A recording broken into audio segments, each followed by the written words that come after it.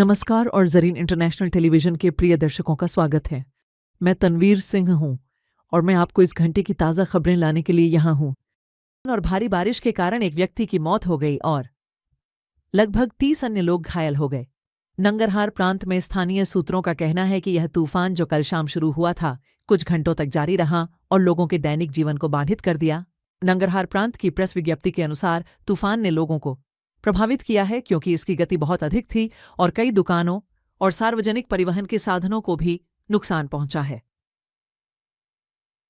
जलालाबाद शहर के निवासी कहते हैं कि इस तूफान ने अधिकांश दुकानों, पेड़ों और दूरसंचार के खंभों को नष्ट कर दिया है। सख्त तबाही कड़े वाला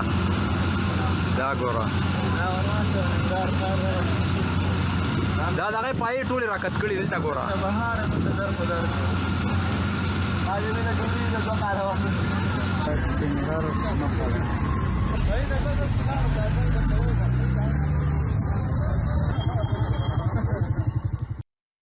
अफगानिस्तान की प्रतिनिधि सभा के पूर्व उपाध्यक्ष जाहिर कदीरू के प्रत्यर्पण के मामले की दूसरी सुनवाई कल केन्या में आयोजित की गई, लेकिन अदालत का निर्णय अंतिम नहीं हुआ और अगली बैठक 13 मई को आयोजित की जाएगी।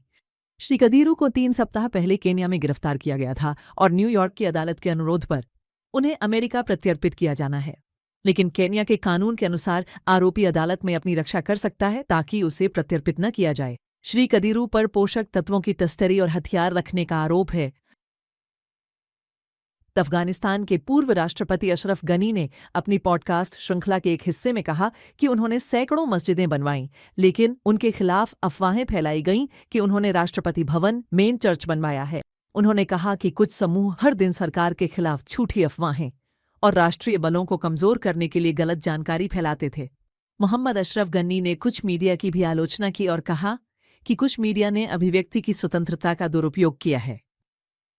कृषि और पशुपालन विभाग कंधार में घोषणा की है कि इस समूह के नेता के आदेश के अनुसार किसानों और पशुपालकों से आधा हिस्सा लिया जाएगा।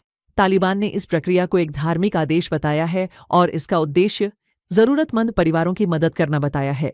इस कदम का कुछ क्षेत्रों में स्थानीय लोगों द्वारा विरोध किया गया है। वे कहते हैं कि इस आदेश ने अर्थव्यवस्था के लिए अनुकूल स्थिति बनाई है।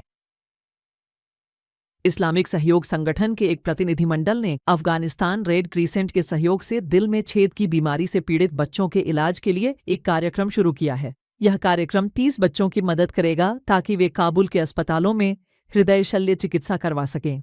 तालिबान रेड क्रीसेंट के प्रमुख शहाबुद्दीन दिलावर ने इस कार्यक्रम के उद्घाटन समारोह में कहा है कि काबुल में एक विशेष हृदय अस्पताल का निर्माण कार्य चल रहा है, जिसके पूरा होने पर अफगानिस्तान हृदय रोगों के इलाज और हृदय शल्य चिकित्सा में आत्मनिर्भर हो जाएगा।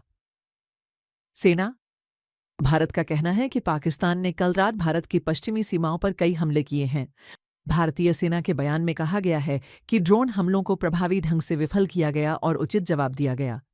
इसी बीच भारत के प्रधानमंत्री नरेंद्र मोदी ने देश के महत्वपूर्ण क्षेत्रों से आपातकालीन स्थितियों के लिए पूरी तैयारी की मांग की है। दूसरी ओर पाकिस्तान के विदेश मंत्रालय ने भारतीय अधिकारियों के दावे को खारिज कर दिया है और इसे पाकिस्तान को बदनाम करने की कोशिश बताया है। ब्रिटिश टेलीग्राफ अखबार ने रिपोर्ट दी है कि लंदन में इजरायली दूतावास पर हमले की योजना में रिवोल्यूशनरी गार्ड्स की भूमिका रही है।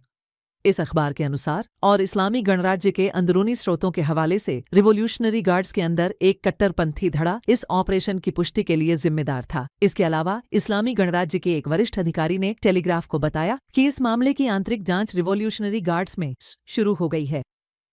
गेट्स माइक्रोसॉफ्ट कंपनी के संस्थापक अपनी संपत्ति से $200 अरब 2045 तक गरीब देशों के लिए चैरिटी में सहायता देने का इरादा रखते हैं। श्री गेट्स ने वैश्विक सहायता में कमी पर चिंता व्यक्त करते हुए कहा कि दुनिया के लोग कई चुनौतियों का सामना कर रहे हैं।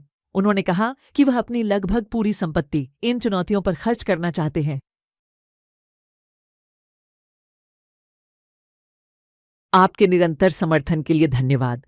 प्रिय दर्शकों, आप ज़रीन टीवी को अफगान प्रोकेस्ट नास्तो जेलविज ज़रीन टीवी ऐप या और हमारे सोशल मीडिया प्लेटफॉर्म्स पर देख सकते हैं। अगली बार तक आप दिव्य शांति और दया में सुरक्षित रहें। ख्याल रखें और आशीर्वाद हमेशा आपके मार्ग का अनुसरण करें।